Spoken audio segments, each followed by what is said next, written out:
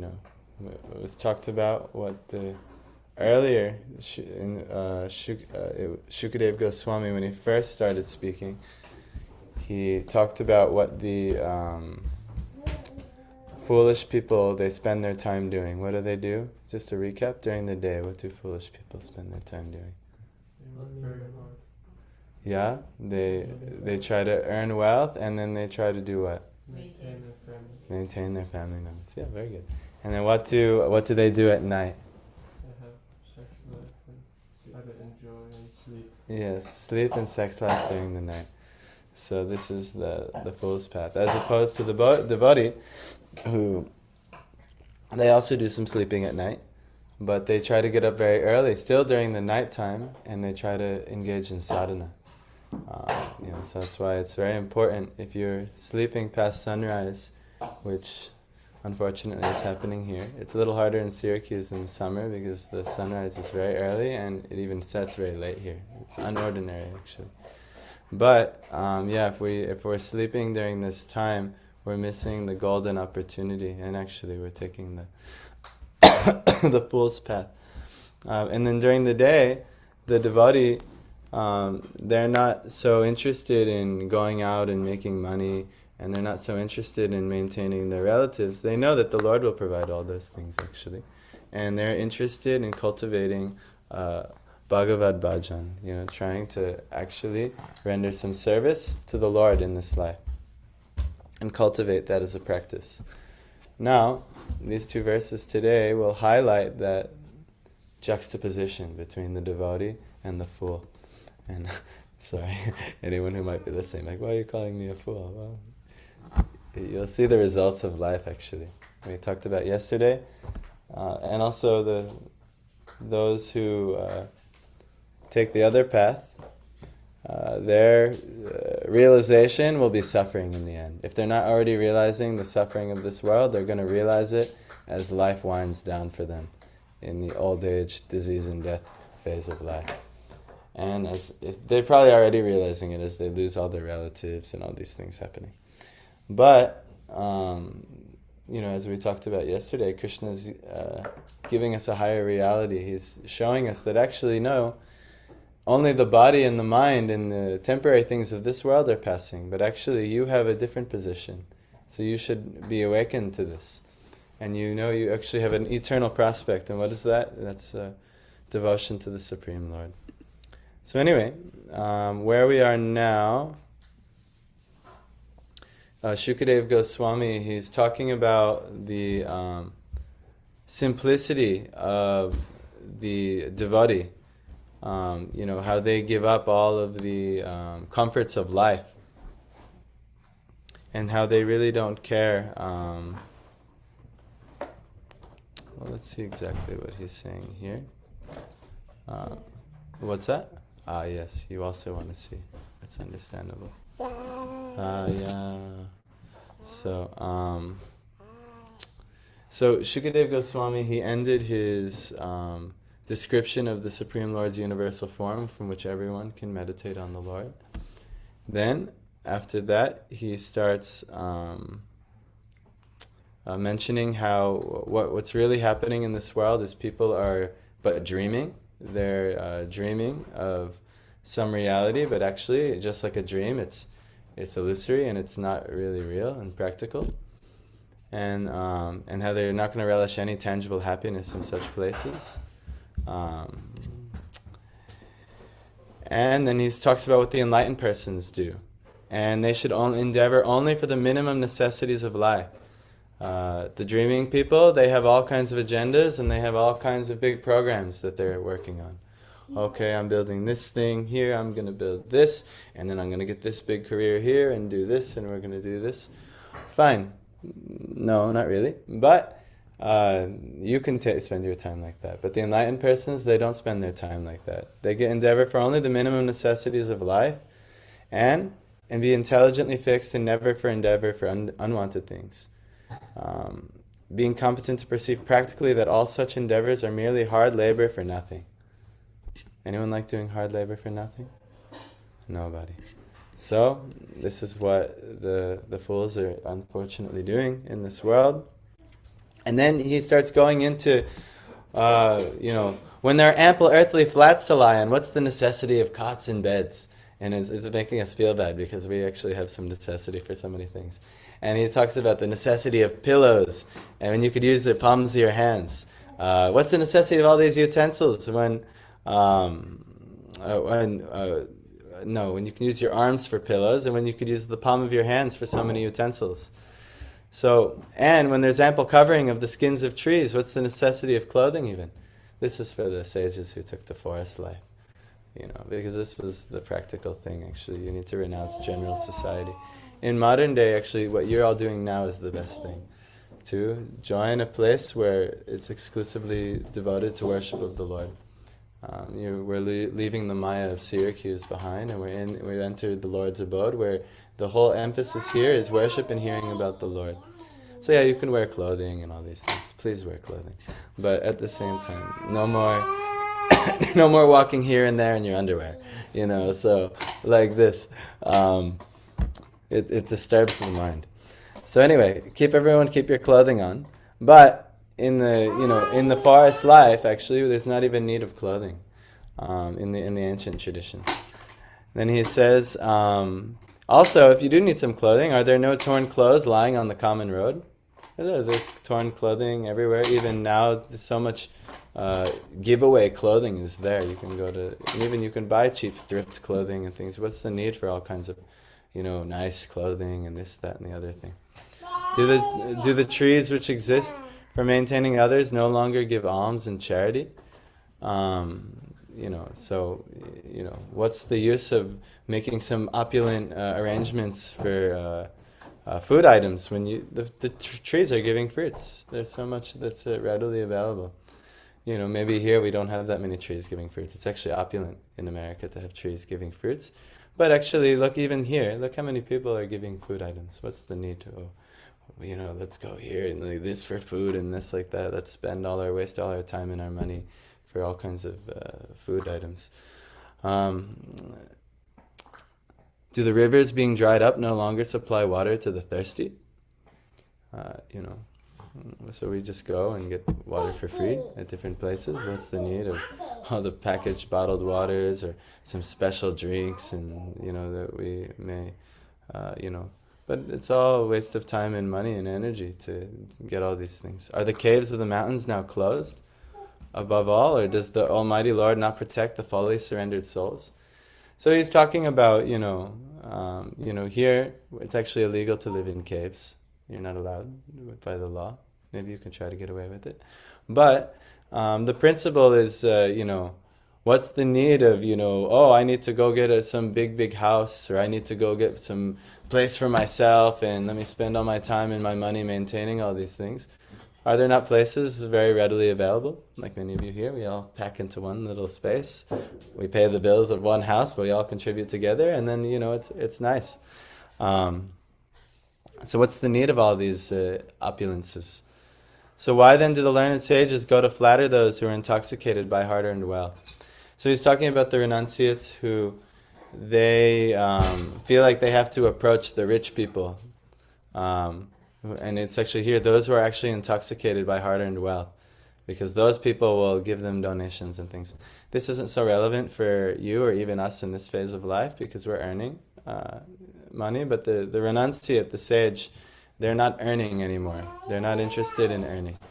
Us, we have some interest in earning for our phase of life, the grahastha phase, but it's mainly to take care of ourselves and take care of our near and dear ones, and also take care of the other people in society, the qualified people in society.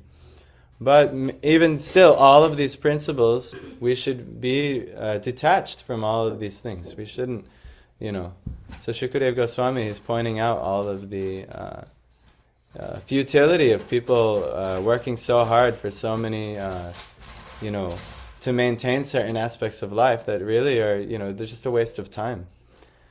So, then the last verse we read was, thus being fixed, one must render service.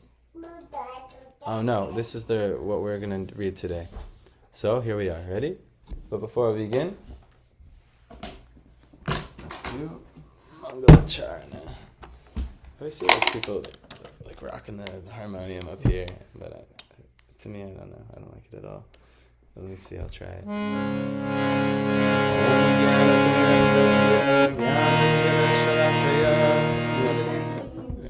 If you guys want to see that, maybe one you can take and scroll.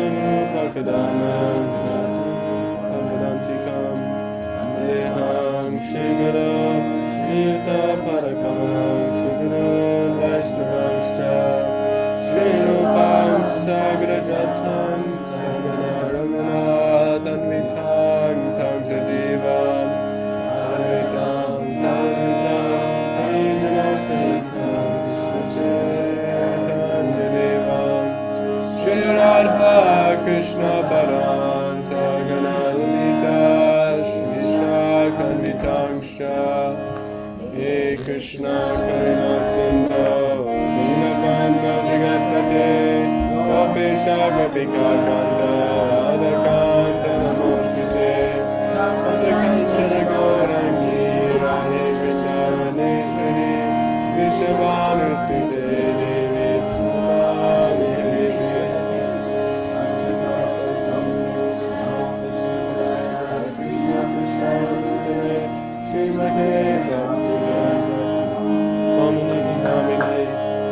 Namaste Saraswati Devi Gauravani Pracharine Nirvishesha Shunyavadi Pashtitya Deshatarine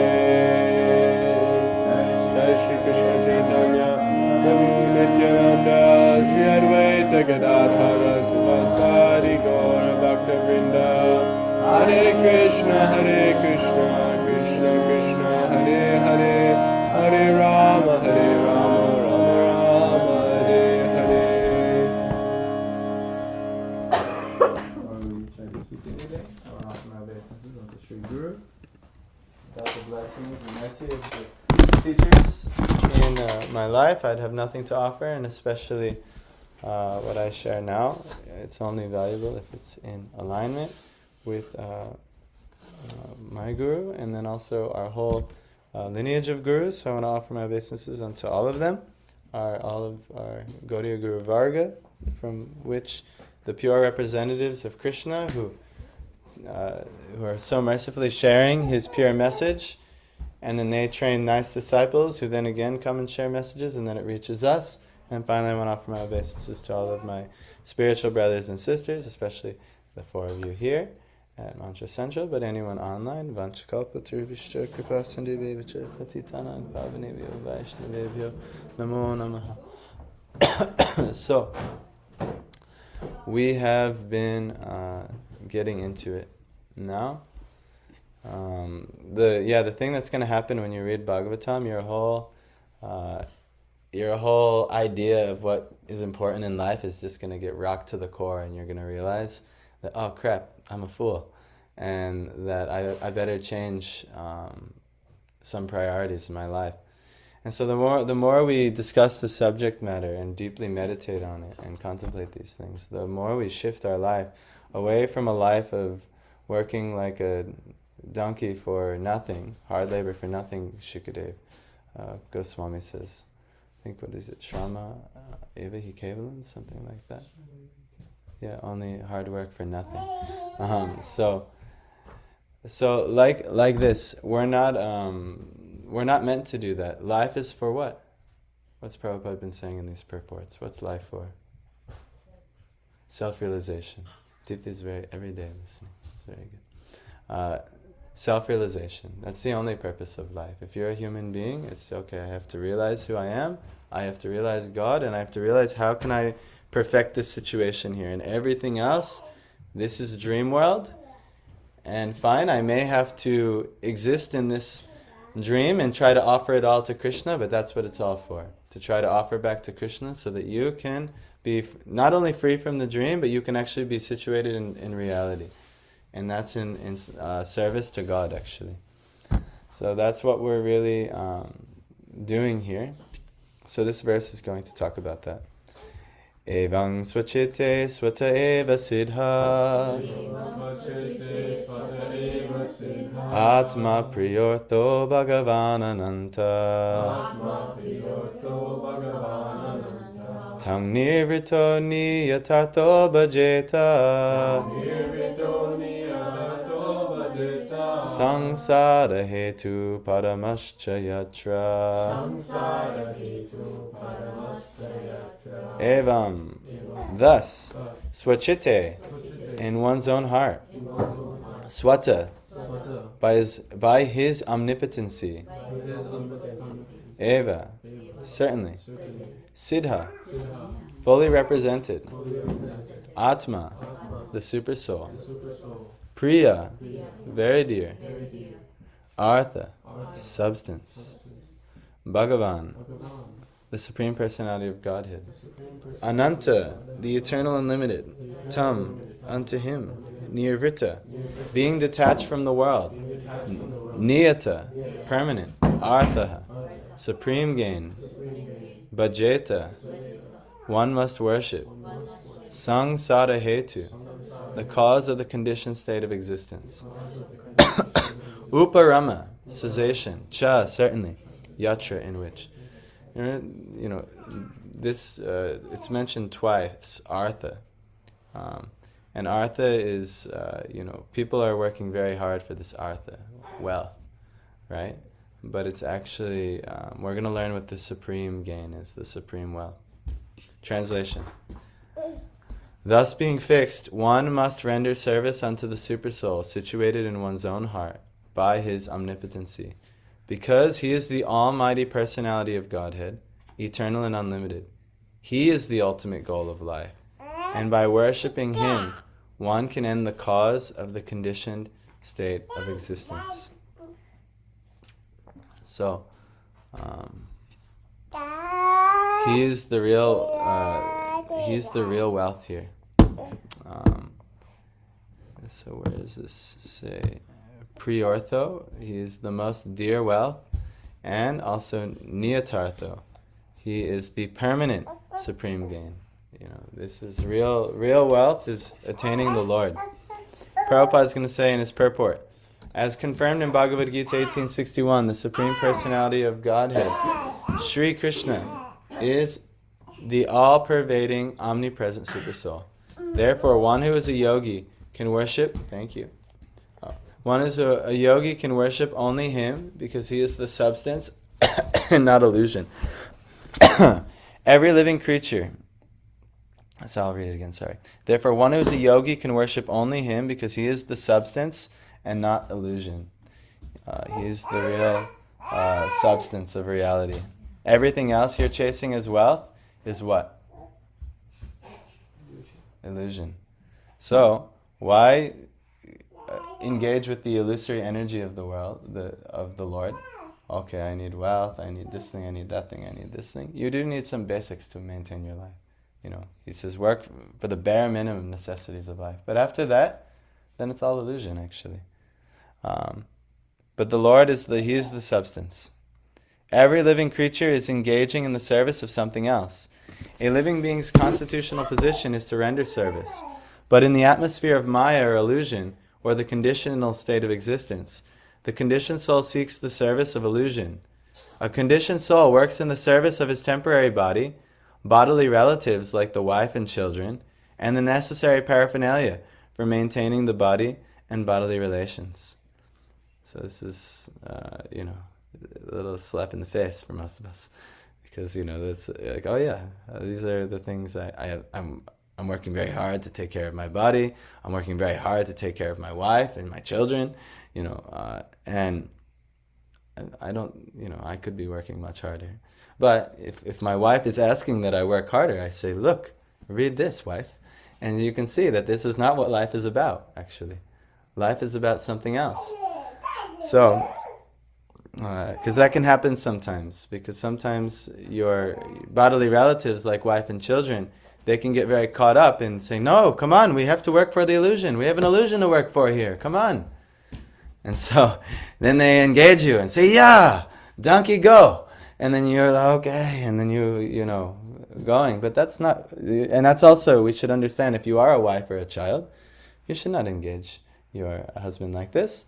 Or if you are a husband, you should not engage your wife or your children like this, and you not encourage them to do these things. We should engage them in rendering service to the Lord. And then everything is there. So, and the necessary paraphernalia for maintaining the body and bodily relations, such as house, land, wealth, society, and country. So this is not what we should work for. Our house, I need a house, I need a house. Actually, I wanted a house for a while, and then we got a house, and I was like, oh, what a friggin' headache. You know, and then even just in Florida, we got offered some other house. But then it was such a, so much maintenance just to maintain a house. I was like, who cares about this house? Houses are stupid. Let me go cram myself in with everyone else in the house and have a, bare minimum situation for living, and I'll be much happier this way. Actually, yeah, this is the realizations actually that you have in devotional life. It's why as you make advancement in bhakti, knowledge and detachment all automatically come. In your devotion life, because you'll automatically have deep realizations of knowledge, and then you'll also automatically become detached from just so much maintenance. You have to spend so much time maintaining this and maintaining that and maintaining this and maintaining that, and you just waste your whole life. What's the use? And especially when you've actually started to achieve something in bhakti, and you're actually tasting, wow, this is real life, this is beautiful, this is amazing. And then when you get called to go out and waste your life again, it hurts even more, because you're like, oh my God, why am I going to waste my life? There's real life. I've tasted it already. So like this. Yeah.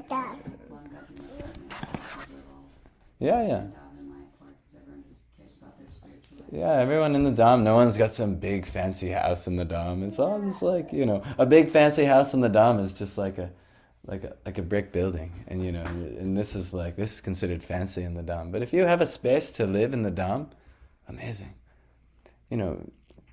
So this type of living that we're even doing, like temple life, this is glorious actually. This is what we should be doing. Just do the bare minimum, and then no more, no less, and then focus on our bhajan and bhakti. So. But he does not know that all such renderings of service are totally illusory. As we have discussed many times before, this material world is itself an illusion, like a mirage in the desert. It's in the first verse of the Bhagavatam, right? Janmadyasya yaton vayadi tadatas chartesh swabhigya swada tene brahma hridaya adi kavaye Muyanti Yatsuraya. He bewilders even the great suras, the great demigods and sages. And then, what's that? Tejo Vari Mridang Vinimaya. Anyway, I'm going to forget it. I have to revisit that verse. But he's talking about like Teja, like fire, and Mridang in earth, and Vari in water. We're seeing this world is like the illusion of seeing a mirage in the desert. When you see water in the middle of a desert, or when you're on the water, you see land as well. This is common for people who sail on the sea. They feel like, oh, there's land over there, but it's just the illusion of the sun hitting the water and their mind. And so this is actually what's happening in this world. What we're chasing is like a mirage in the desert. So in the desert, there's an illusion of water, and the foolish animals become entrapped by such an illusion and run after the water in the desert. Although there is no water at all, and they only waste their energy, and then they put themselves in a dangerous situation, actually. But because there's no water in the desert, one does not conclude that there is no water at all.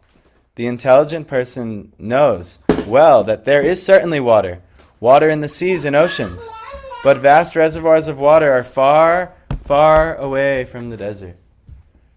So we do know there is a real blissful situation, there is a real happiness, but it's not in the desert.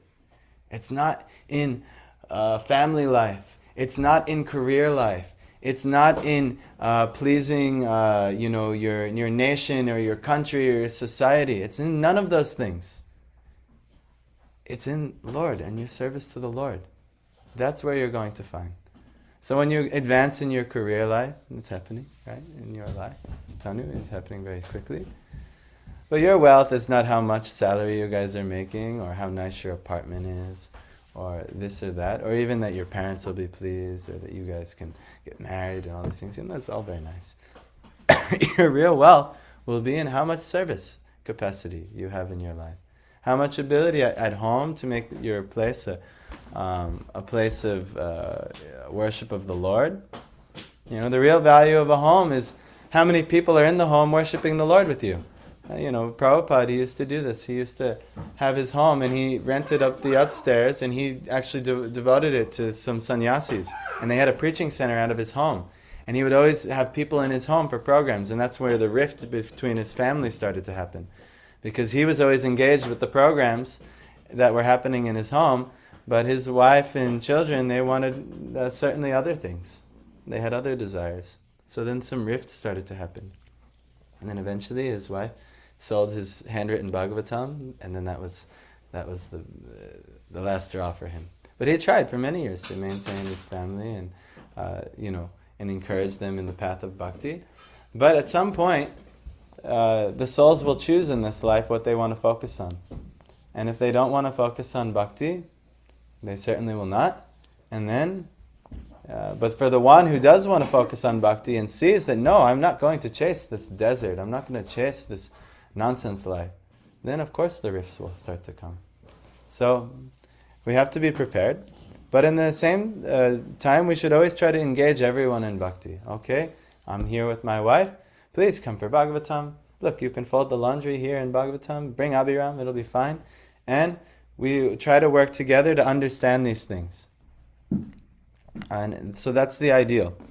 But this is real life and this is real wealth. This is the real supreme gain. Your gain is how much time you get to spend in bhakti throughout the week. Not how much hours and money you're making at the job.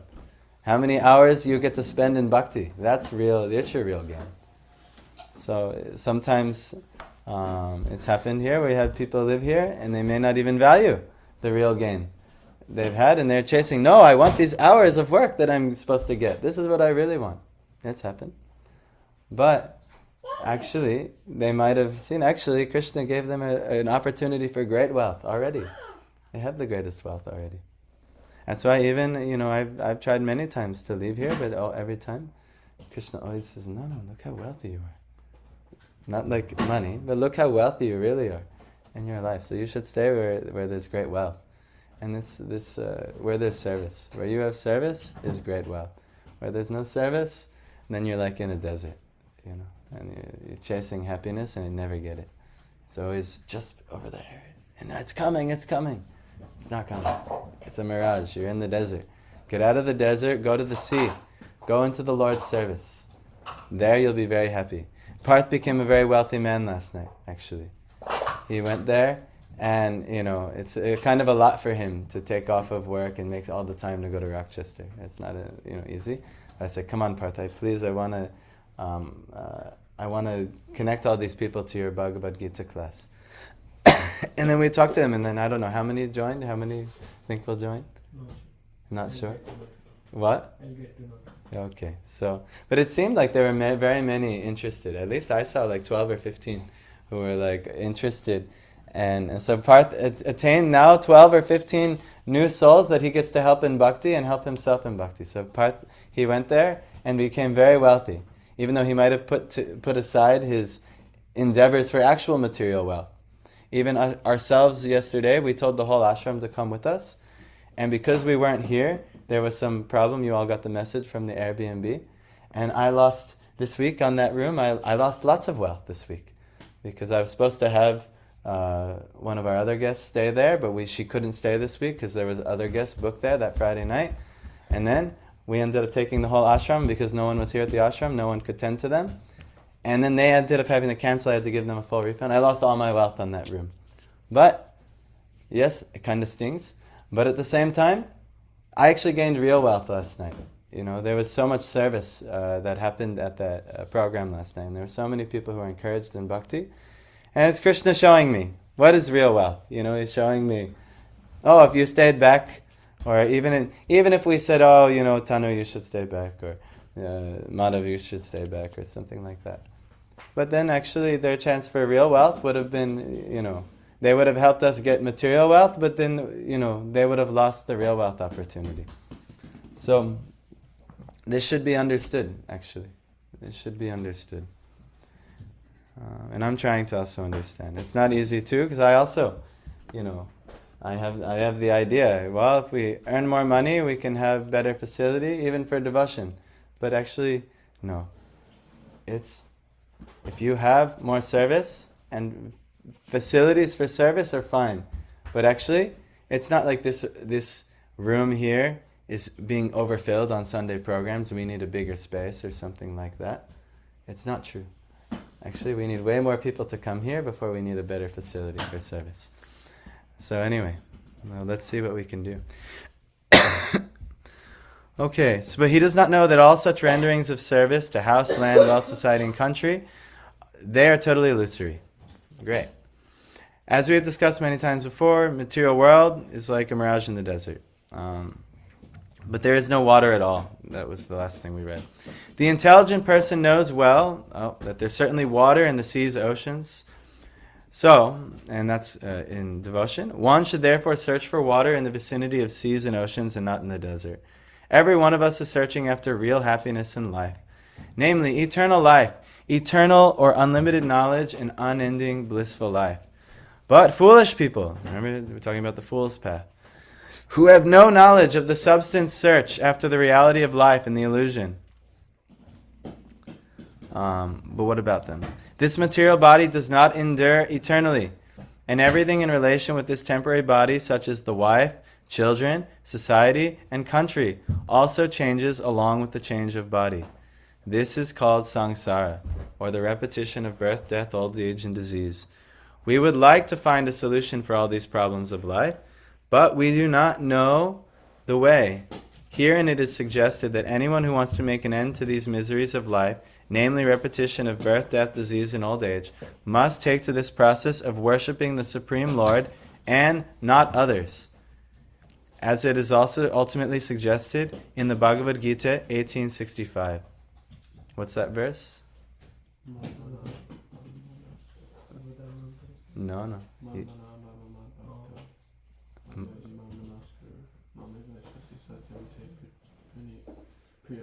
Pratijane.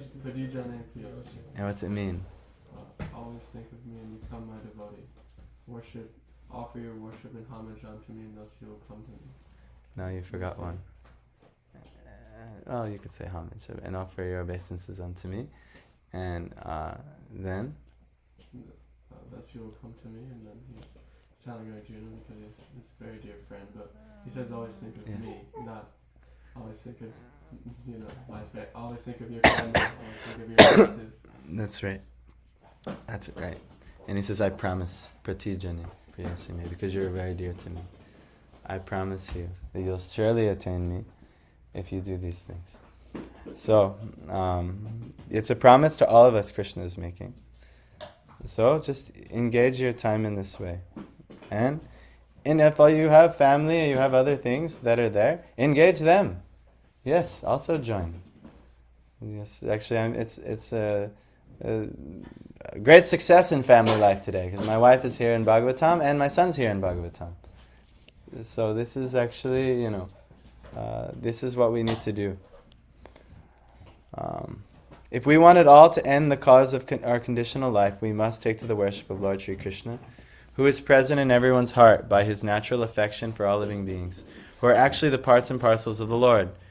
In Bhagavad Gita 1861, the baby in the lap of his mother is naturally attached to the mother, and the mother is attached to the child. But when the child grows up and becomes overwhelmed by circumstances, he gradually becomes detached from the mother, although the mother always expects some sort of service from the grown-up child, and is equally affectionate toward her child, even though the child is forgetful.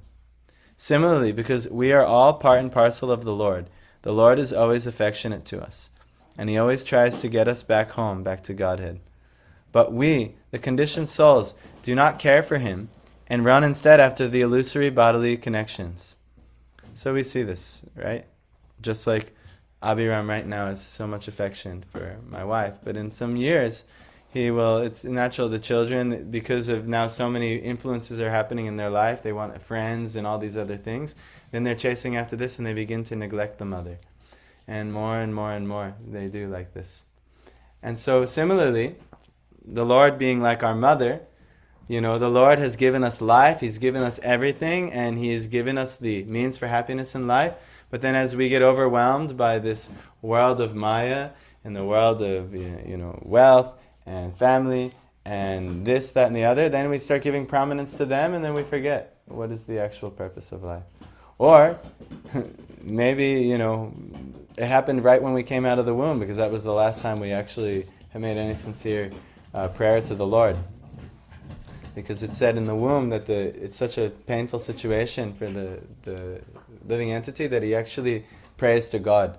The person in the womb, they pray to God. But as soon as they come out and everything becomes about balls and shopping carts and all these things, you lose, the idea for the Lord. But hopefully when we engage in kirtan, he'll remember again, oh, there's more to life than balls and shopping carts. There's real wealth to be attained here. So anyhow, I'm saying this for anyone online because my son is behind me playing with balls and a shopping cart. Yes, so there's, this is what's happening right behind you. You guys are getting it, but maybe someone listening online is balls and shopping carts. What the hell is that? Anyhow. So, but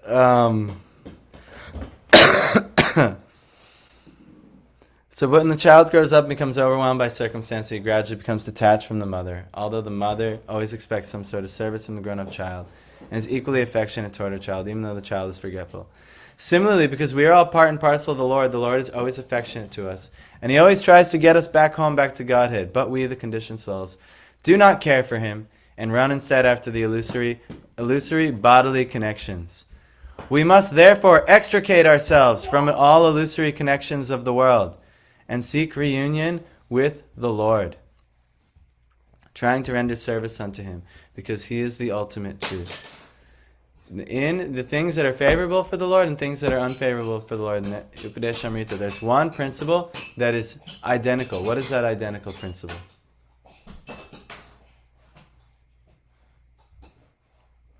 Jana Sangha and Sangha Tyaga. Sangha Tyaga, renouncing unfavorable association, is favorable, and Jana Sangha, worldly association, is unfavorable. So, you must extricate yourself from this association in your life, even if they're your relatives, even if they're somebody you care about. But if they will not become favorable, you actually must extricate yourself. But try to make them favorable. If you have some influence over them, try to make them favorable. Or try to encourage them favorably. But every soul is going to make their own choices in this world. And so even like Prabhupada, his even wife and children, he was trying like anything. He brought a preaching center right to their home. They were right there. They could have been engaged in anything. But the wife, she wanted tea and biscuits. And the children had their own similar, whatever the heck they wanted. I don't know, right? That was it? Tea and biscuits? That was the thing that Prabhupada said. But I think they weren't interested. They weren't interested. They would have programs and they would just sit upstairs and they wouldn't come downstairs and hear. They would just do their own thing, basically. They would bring something and they would just tolerate, but they wouldn't participate. And then that all happened. Yes. And then, and then they, had more greater interest. She sold his Bhagavatam for tea and biscuits. And Prabhupada famously said, you either choose tea or me. And then his wife actually said, I'm going to choose tea. And that was so hurtful to him that he said, okay, I'm done. And he left. But then he became the great Srila Prabhupada. Actually, even Forbes magazine, they said, they write articles for late life money success stories. And they included Prabhupada in there because Prabhupada wasn't very financially successful before he was a sannyasi. But when he became a sannyasi and started the worldwide movement, so much wealth actually came to him, even though he never spent any of it for his own dealings. But just see, even material wealth came when he pursued the real wealth fully. So like this, we must engage in this way. So those of you who have wives, significant others, or even yearning for significant others, what is the value of such a situation if they do not engage in this? There is actually no value. So you must engage in this, and if you have a choice on who you're going to choose, if it's not already chosen for you, then you must choose somebody who wants to engage in this, or it'll all be useless. So, we must do this. What was the last word I read? We must therefore extricate ourselves from all illusory connections of the world and seek reunion with the Lord, trying to render service unto Him because He is the ultimate truth. Actually, we are hankering after Him as the child seeks the mother. And to search out the Supreme Personality of Godhead, we need not go anywhere else, because the Lord is within our hearts. Meaning, you don't have to, it's over here, it's over there, it's over here. Anywhere it could be achieved. Now, in the place of His worship, like at the temple, it could be even more, you'll feel Him within your heart.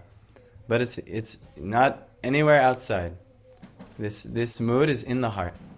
This does not suggest, however, that we should not go to... Here, Prabhupada's clarifying. This does not suggest, however, that we should not go to places of worship, namely the temples, churches, and mosques. Such holy places of worship are also occupied by the Lord, because the Lord is omnipresent. For the common man, these holy places are centers of learning about the science of God. So that is what makes the temple the temple. Not that we're doing some elaborate worship. It's that we're educating people about the science of God. So this actually thing that we're doing right now is the most important aspect of the temple. This thing. Everything else, also the group chanting, everything is good. But this thing is so important. The educating people about the science of God. Because then these people can go out anywhere, like Tanu is going to leave very soon, and she can carry God in the heart, and they can realize wherever they are next, and all the people who must leave here eventually, they can realize next that they can be with God because they learn this science. And that's our great achievement here, is if we teach people the science of God. So when the temples are devoid of activities, the people in general become godless. And a godless civilization is the result. So that's why every day here we have program. Because if we don't and the temple becomes bereft of activities, people will become godless. And previously, the holy places, these should become centers of learning about the science of God. That's the purpose of this place. That this is a place where people get educated on the science of God. That's the reason for being here.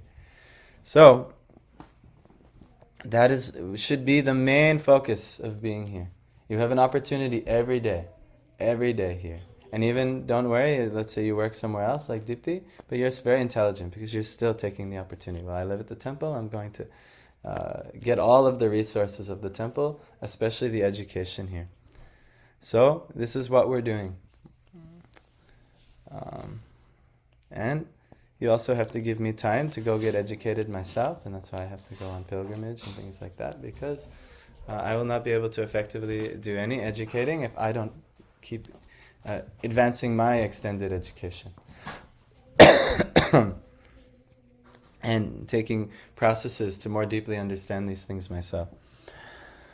So, such a hellish civilization, namely a godless civilization, artificially increases the conditions of life, and existence becomes intolerable for everyone.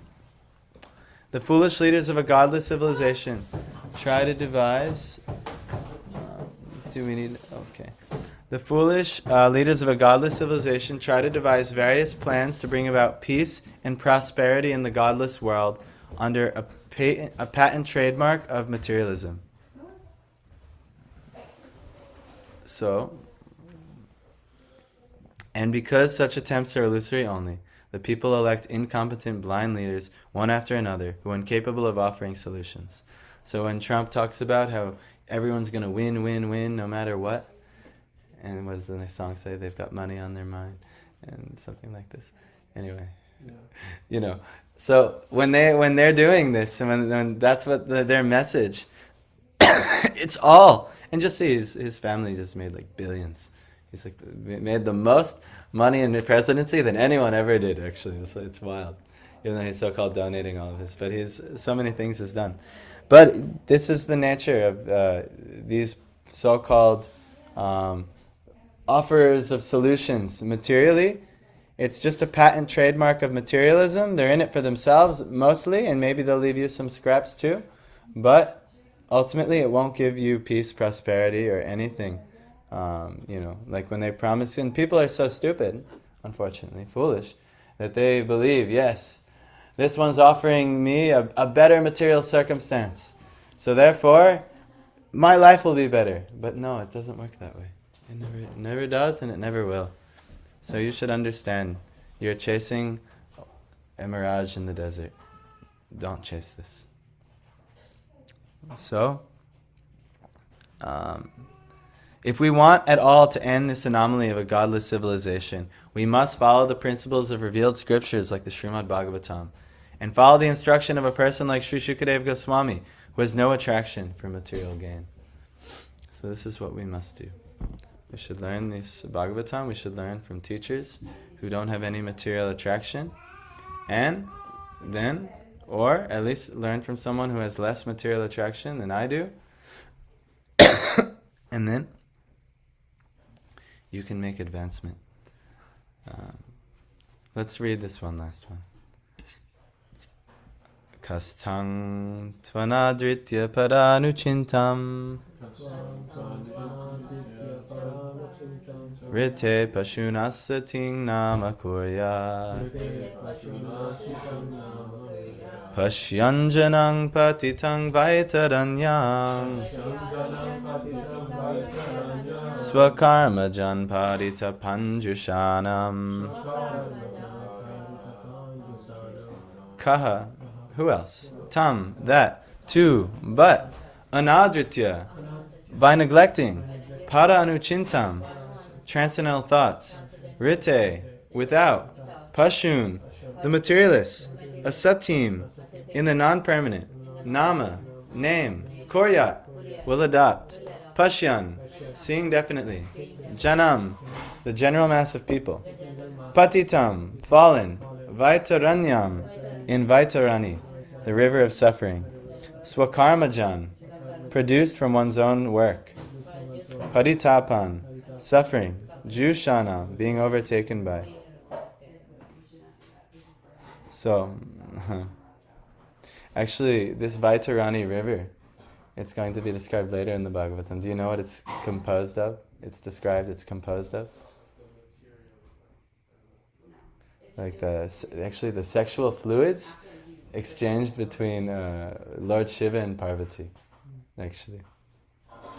And it's known as the river of suffering, but we should also know this sex life. Why is it composed? It's this sex life that actually, this thing everyone's chasing in family life, this is the thing that actually is making up the river of suffering, is this sex life, actually. So that will be learned by all of you entering married life. You'll all see yourselves. So anyhow, translation. Who else but the gross materialist will neglect such transcendental thought and take to the non-permanent names only? Seeing the mass of people fallen in the river of suffering as the consequence of accruing the result of their own work. So that's why everyone's suffering in this world, because they're just earning the results of their own work. They're earning their karma. That's why everybody is suffering in this world. So he's pretty much saying, who else but the foolish people, the gross materialists, will neglect such transcendental thought, the ideas of serving the Lord, and take to the non-permanent names only, Like, when people say, I don't have time for bhakti. Oh, I have no time, Prabhu. I have no time, Prabhu. Why do you have no time? Really, because you've earned the results of your own work of neglecting your transcendental duty for non-permanent things. So that's what's happened. That's why you have no time. And if you realized what really is worth pursuing in life, you'll surely make time. And Krishna will also help you make more time. But if you don't prioritize that and you say, no, I have this non-permanent duty, this is more important. Only the gross materialists think this way. And these are the path of foolish people. Unfortunately, it's very popular, even in devotee life. Neophyte devotees, they love to make foolish endeavors. Because really, what is a neophyte devotee? It's a prakrita bhakta. They're a materialistic devotee. And actually, they're not really a devotee yet.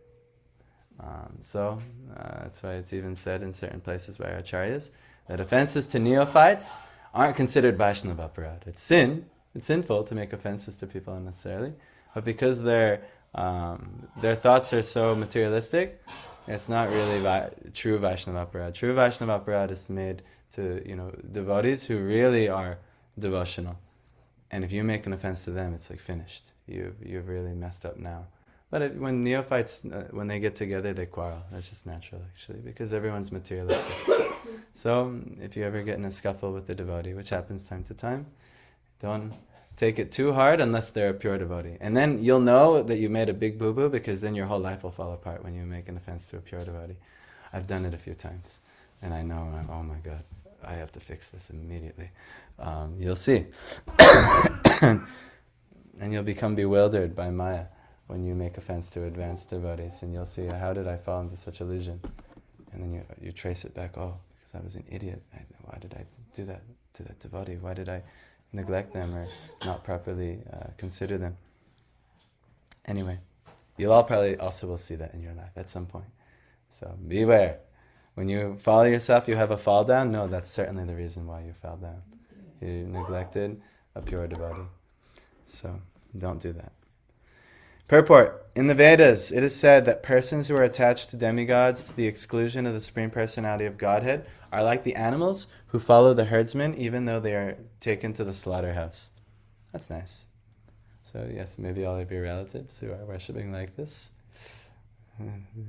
it's heavy language. The materialists, like animals, also do not know how they are being misdirected by neglecting the transcendental thought of the Supreme Person. No one can remain vacant of thought. It is said, just for context, my relatives also, they're doing something worse. At least worshipping the demigods is good. But relatives who are just pursuing gross materialism is just, oh my God, what a horrible thing. So anyhow, the materialists, like animals, also do not know how they are being misdirected by neglecting the transcendental thought of the Supreme Person.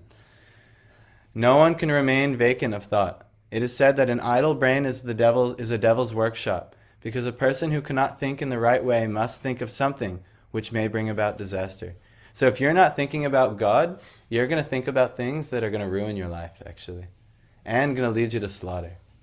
And so that's what's going to happen. So people who are interested, that's why you have to get rid of worldly association. People who are interested in worldly considerations, when you associate with them, they will impose these things upon you. And they don't realize they might be your well-wishers. They could act as your mother, your father, or something. But then they tell you, like, no, you don't focus so much on this. You need to focus on this. All they're doing is leading you to slaughter, actually. And this is, that's why Shukadeva is saying, well, who but the gross materialist will neglect such transcendental thought?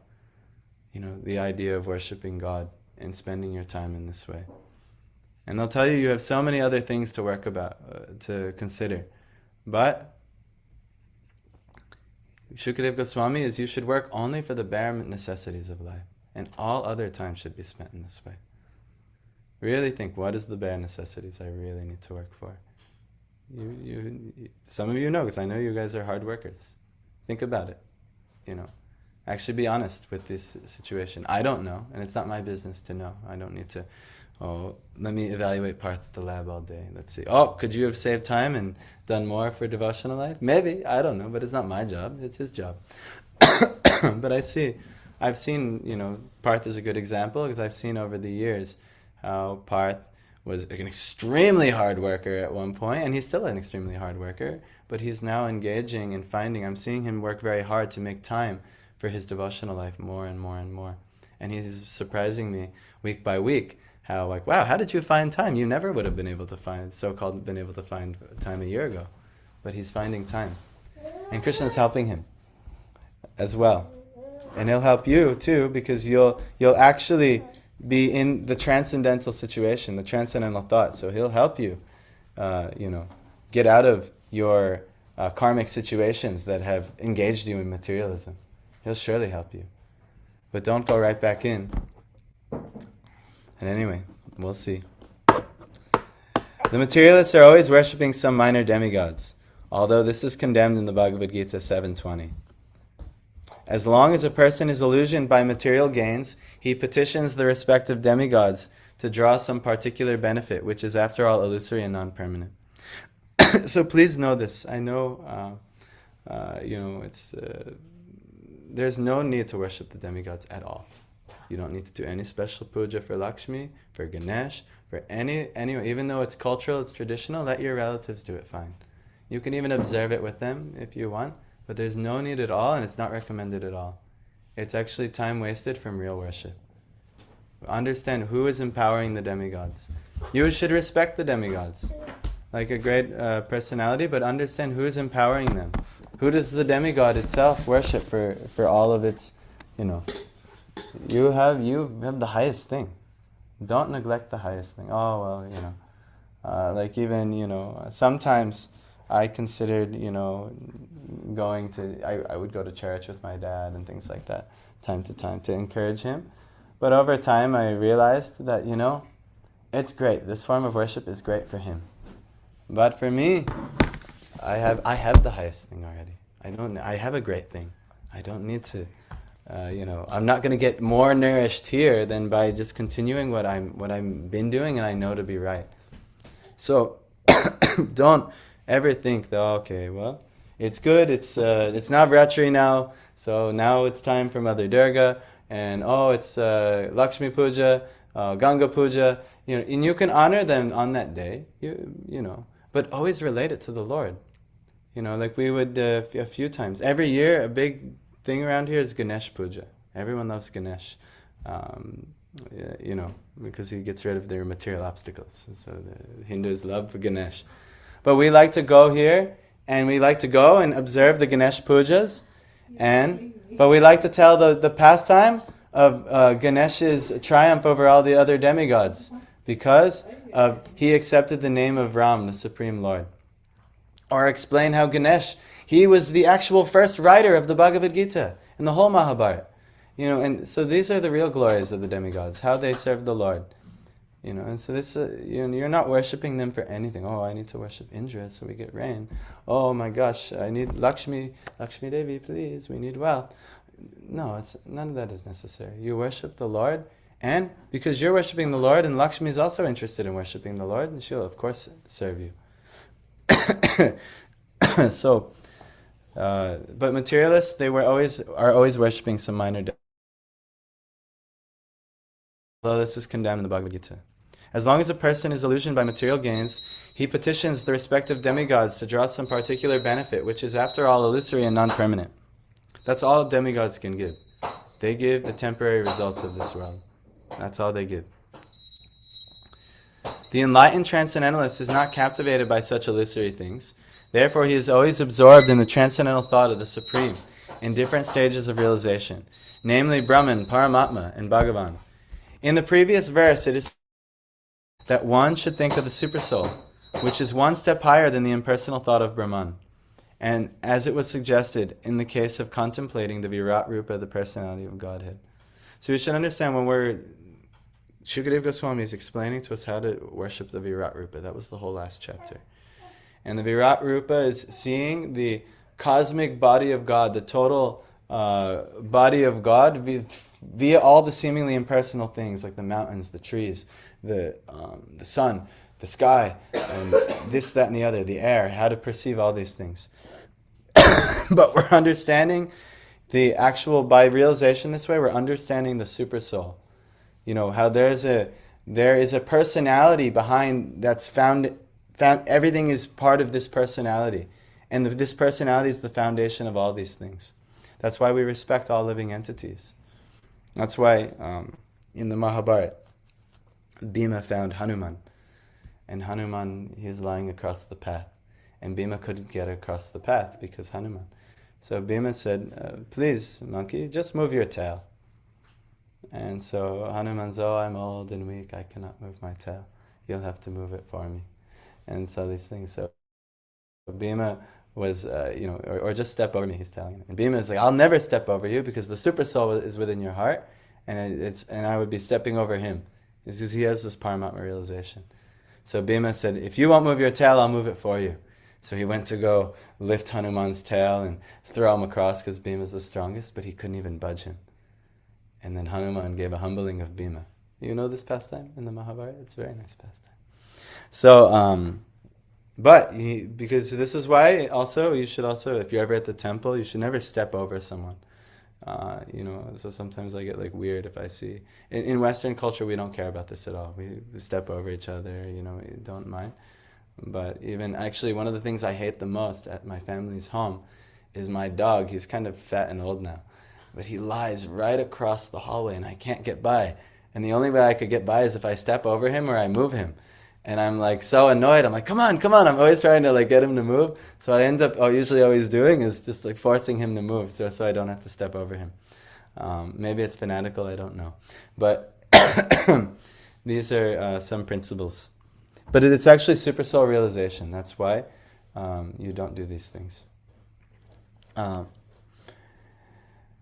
Intelligent persons who can see properly may look into the general conditions of the living entities who are wandering in the cycle of 8,400,000 species of life, as well as in different classes of human beings.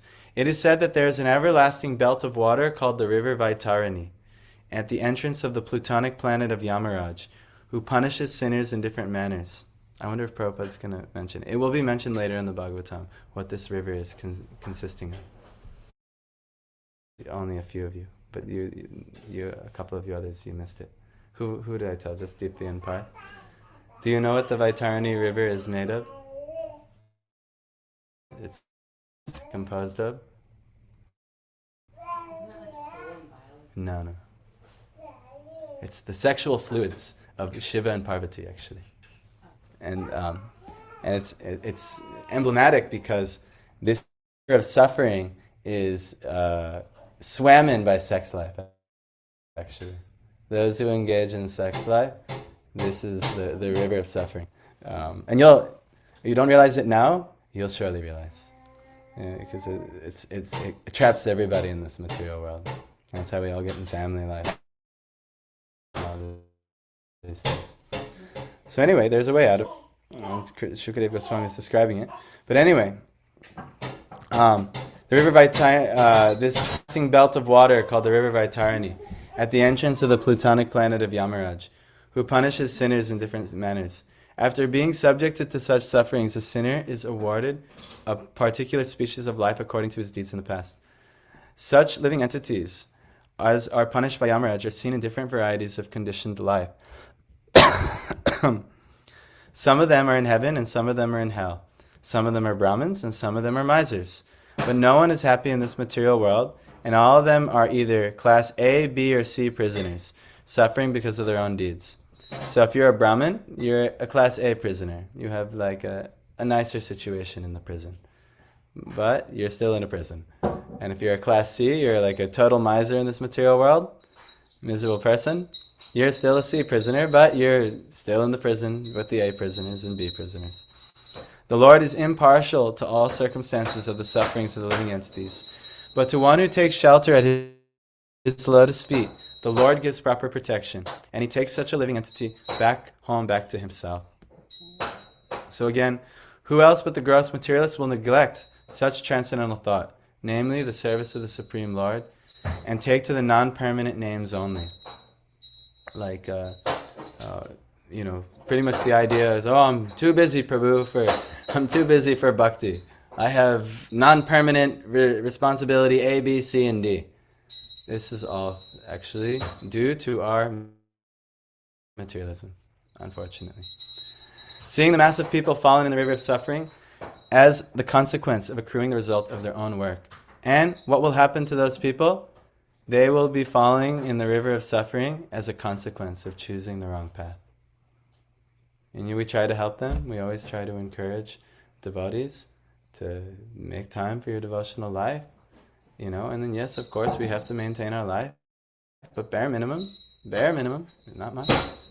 But unfortunately, depending on the devotee's level of attachment, there will be all kinds of things that can pull the devotee away. And so, be very careful of these things. And you should extricate yourself from these things. And if you don't want to extricate yourself from them, maybe some deep attachment or form of love is there, you have to engage them. That's the only way. Engage or you must leave. That's really the only options. So, this must be done. Good luck. Hare Krishna.